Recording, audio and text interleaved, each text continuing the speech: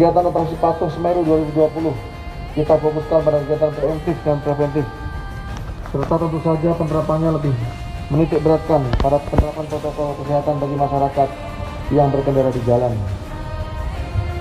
Walaupun fokus terhadap pengawasan penerapan protokol kesehatan, namun secara selektif prioritas apabila ada pelanggaran lalu lintas yang berpotensi terhadap kecelakaan lalu lintas, maka akan dilakukan penindakan berupa tilang.